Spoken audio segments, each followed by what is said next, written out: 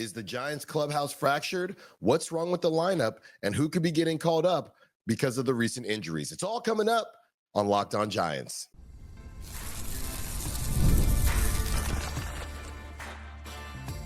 You are Locked On Giants, your daily San Francisco Giants podcast. Part of the Locked On Podcast Network, your team every day.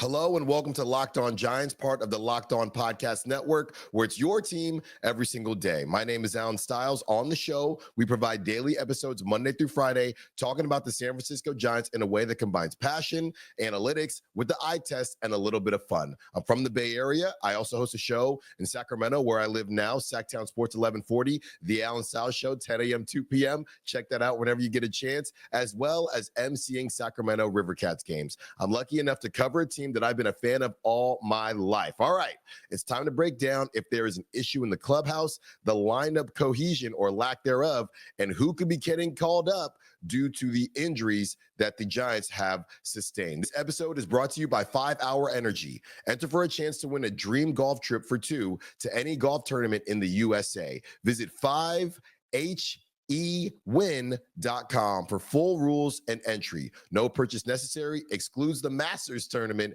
Ends October 31st, 2025. Okay. Is there an issue in the clubhouse? So I know what a lot of you are going to say, right? And you can sound off in the comments. I get to as many as I can. And there was a clip going around. Oh, sorry. Let's start off the show this way. Giants lost again.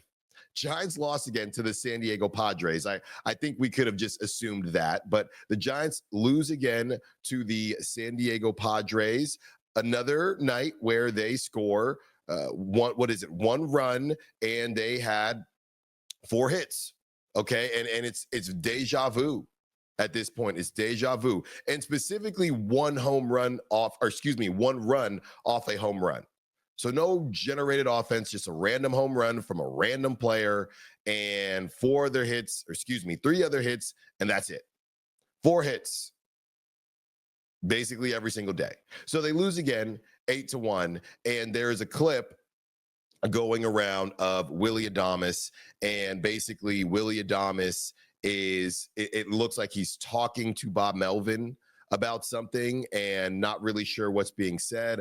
We're trying to get the lip readers out there, but it looked something like, what is that? He was explaining or saying something to Bob Melvin, and Bob Melvin just doesn't say anything. Bob Melvin is just staring at him. I checked this morning to see if anything came out as far as anybody asking Willy Adames about it or what was said.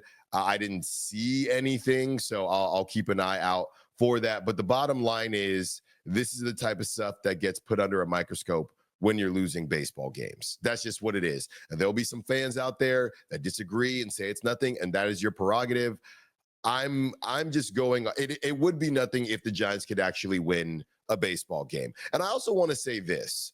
I woke up and I was thinking about Elliot Ramos. All right. I found myself thinking about Elliot Ramos, and I found myself thinking about earlier this week when Elliot Ramos was kind of under fire for what he said about the fans. And personally, I didn't really I understood what Elliot Ramos was trying to do, not what he was trying to say, but what he was trying to do was defend his manager.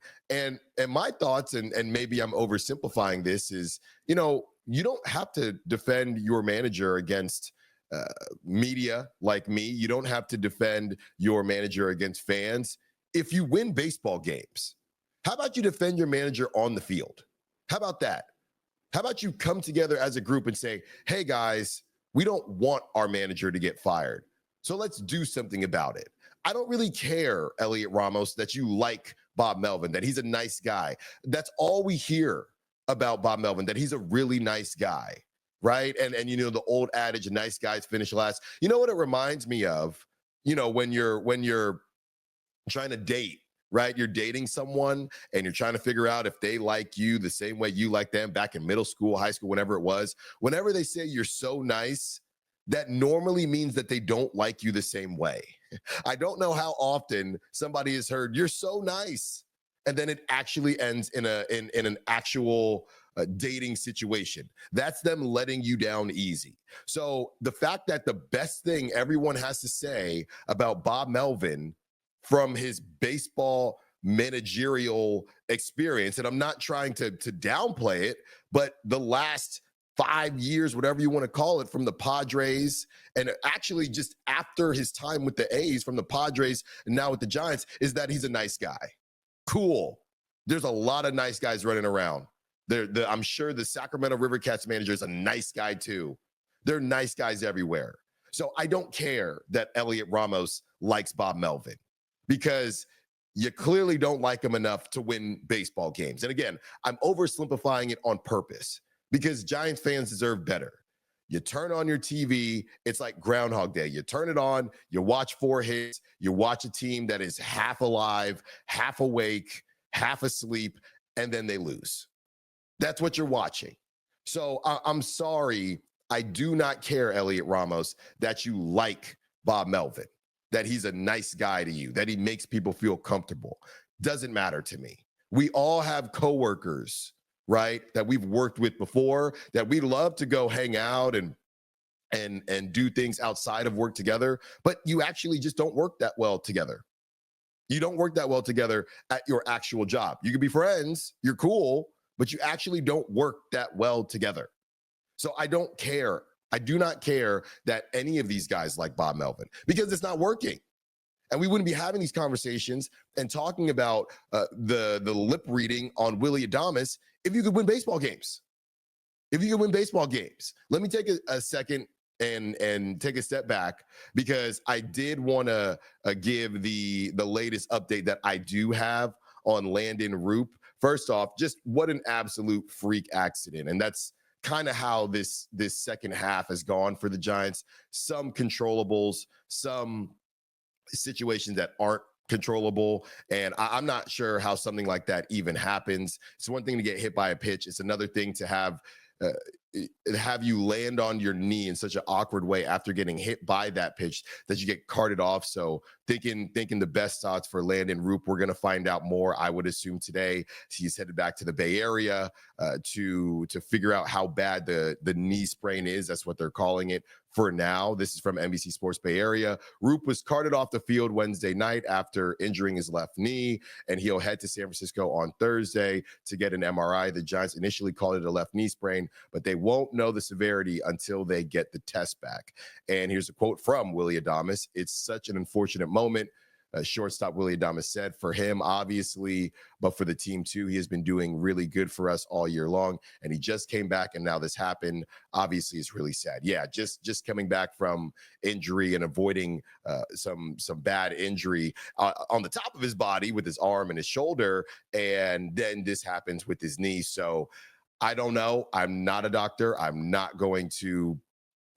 even going to try to assume or guess what happened. Let's just wait and see. And of course, we'll talk about it on tomorrow's show, assuming we have that update.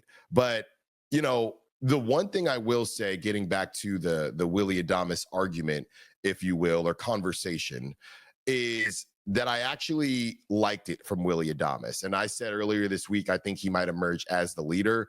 At least I'm watching somebody that clearly cares about something. Now, they could be arguing about the spread of food that was delivered, before or after the game. I don't know. But at least we have somebody that clearly cares. That's how I am when I played. When I do shows, I wear my heart on my sleeve. So I like to see that. I know it's not completely necessary, and it doesn't mean that people don't care, but it was just refreshing to see in the midst of, like I said, the Groundhog Day of just the Giants losing time and time again, because I have no clue how you can put your uniform on, put your cleats on every single day and say everything is okay. The wild card is essentially gone as far as I'm concerned. This is prove it time. And honestly, it might be beyond prove it time. So it's not even me trying to question Bob Melvin as far as, should he get let go or whatever it is. At least we're seeing somebody show some type of emotion. That's where I'm at with this. All right. On the other side, maybe the lineup just isn't a good match. Maybe it's not about the Maybe it's not about the fact that they can't hit. Maybe they just don't work well together. Let's discuss when we return. More Locked On Giants. Don't move. Most people can't name all their financial accounts or even what they're worth, whether it's 401ks, properties, or investments. And when you don't have the full picture, you can end up leaving money on the table. That's why there's Monarch Money. It's an all-in-one personal finance tool that brings your entire financial life together in one clean, easy to use interface on your laptop or your phone. Monarch does the heavy lifting for you. You can link all your accounts in minutes, see clear data visuals, get smart categorization of your spending, and finally feel in control of your money without ever touching a spreadsheet. Monarch makes it simple to review my finances with my partner. We can both see budgets, goals, and spending activity in one place. Don't let financial opportunities slip through the cracks. Use code LOCKEDONMLB at Monarch Money in your browser for half off your first year. That's 50% off your first year at monarchmoney.com with code LOCKEDONMLB. Maybe the Giants lineup just doesn't work, right? We know the bones are there. We know they have good hitters, but maybe it just doesn't work. Okay, that's something else that just came across. I was thinking deep, y'all. I was thinking deep last night, just trying to figure out what is going on with this team. The Giants had to face former A's pitcher JP Sears, and no disrespect to him, but honestly, I feel like my 2-year-old daughter, if she threw from the left side, she'd probably be in a position for a win if she had to face the Giants. Right now, we think she's right-handed, but my point is with the joke, the Giants cannot hit lefties, and it's a carbon copy thing. I still would like them to pull up Luciano to see how he does against lefties, but that's how it's been against them the whole season. They're basically the worst team in the league against lefties. And, you know, the righties haven't been much better. At least it doesn't seem like that. And it had me thinking, is it possible the lineup just doesn't work? So I'm out here in Sacramento, and that's been a big conversation about the Sacramento Kings and their lineup. A good amount of talent in general, but it just doesn't work. And I'm starting to wonder if that's what it is with the Giants. And because of that, I don't know how they should move forward. So, you know, we started this conversation, or we started this show about beef and could there be issues? I'm not even talking about beef or they don't like each other, anything like that. The specific collection of players that they currently have, it just simply doesn't work. So what we know about the lineup and what we know as far as who will be there next season, and anything can change, but what we would assume, we know Matt Chapman will be there at third base. We know Jung-Hoo Lee will be there in center field, even though there are questions about whether or not he'd be better as a corner outfielder. Willy Adames at shortstop, Devers at first base DH, Patrick Bailey at catcher. I think, and I saw Patrick Bailey, right up there defensively again for a Gold Glove. That's what he does. And you better do that when you hit the way Patrick Bailey hits. But let's assume for now that he will be behind the dish. But basically outside of that, I don't really know who else is guaranteed.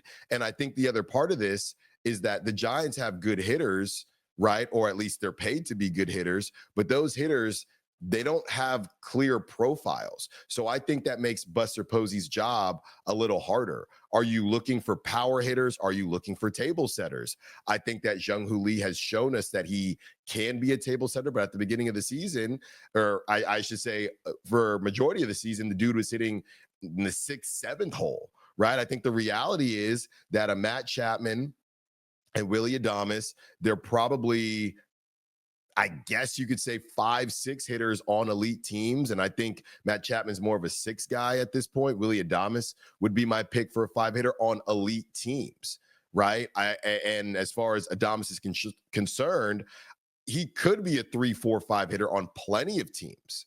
I think he could, but on an elite team, it's tough, man. I feel comfortable saying that about Adames, but Matt Chapman in a perfect world at this stage, and I'm not trying to get on Chappie, and I talked about him last week, and people say, why are you picking on Matt Chapman? I'm not picking on him. It's just from an offensive standpoint, he's a 6 hitter.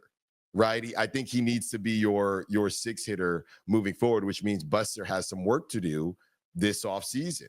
We're just going through the positions, and out of these big contracts, I think that's a question mark as to who else do you need and where this stuff is going to fit. Obviously, Devers is 2-3. That's no question. I guess you could hit him 4 if you wanted.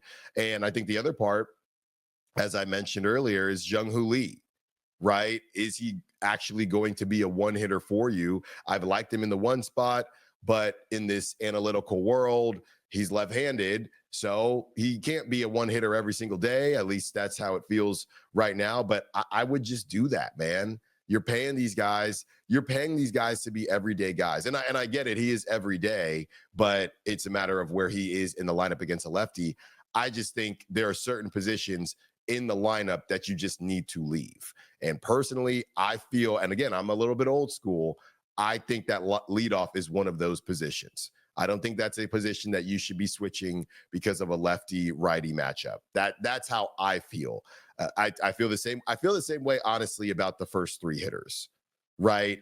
And you just kind of make it so that there is that back and forth. So you go lefty, righty, lefty. That's why I'd said Lee, Ramos, Adames.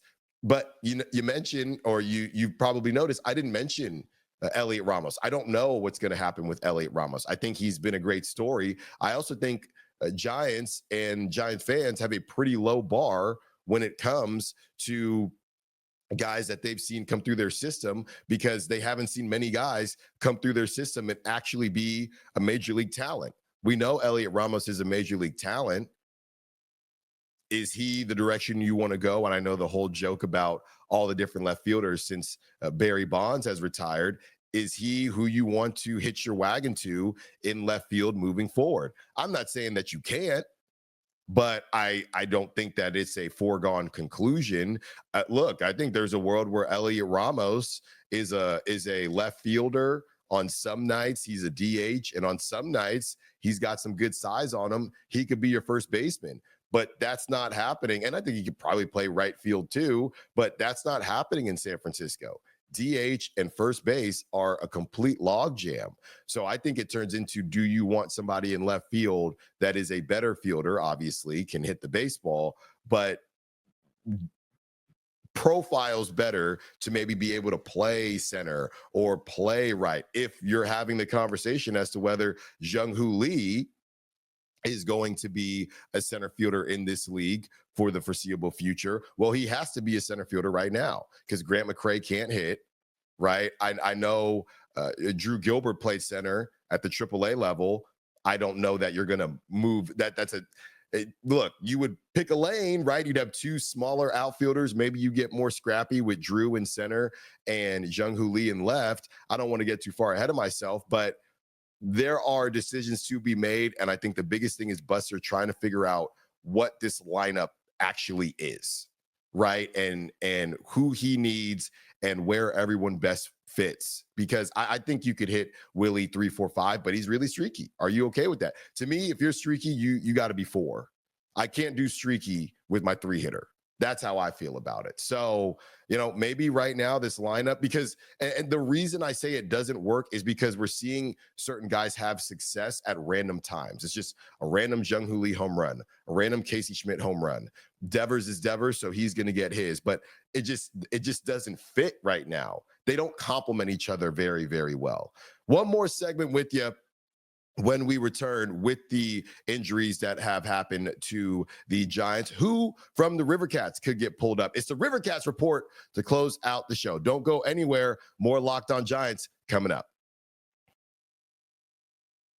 5-hour energy transfusion for the win. Time to fuel up and turn it up with 5-hour energy transfusion. This grape, ginger, and lime flavored shot brings the iconic taste of a golf course favorite to a non-alcoholic boost. Perfect for sinking birdies or making great memories with friends. It's a hole-in-one for your energy game. Whether you're out on the course or just need an extra little push to power through your day, 5-hour energy transfusion delivers a clubhouse flavor you love without ever leaving the green. I remember my first and possibly my last chip in like it was yesterday, and my friends were going crazy. It just was a great time, and that's what golf is all about. It's all about good times with good people and good flavors. The grape ginger lime flavor of 5-Hour Energy Transfusion gives you the best parts of your Clubhouse go-to without leaving the course or chasing down the bev cart. Now you can amp up with the fun even more. Just buy, snap,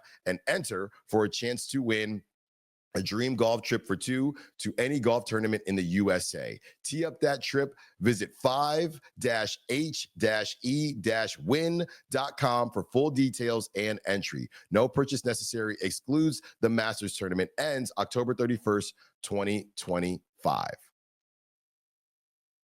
More roster moves that may have to be made, and the River Cats report to close out today's Locked On Giants. Prior to the Landen Roupp news, this was the worst pitching news the Giants got yesterday, and this is from John Shea of SF Standard. Giants prospect Blade Tidwell, acquired from the Mets in the Tyler Rogers trade, has a shoulder issue and was to have an MRI today. So this was posted yesterday. So this was on Wednesday. Not expected to pitch for a while. A bummer for Tidwell, and Giants would have seen him in the majors soon. So this was the biggest name that I wanted to see get to the bigs, and honestly, just see how his stuff looked at the major league level. So this is a huge blow for the Giants. I would say I was even more excited to see Blade Tidwell than Bryce Eldridge, simply because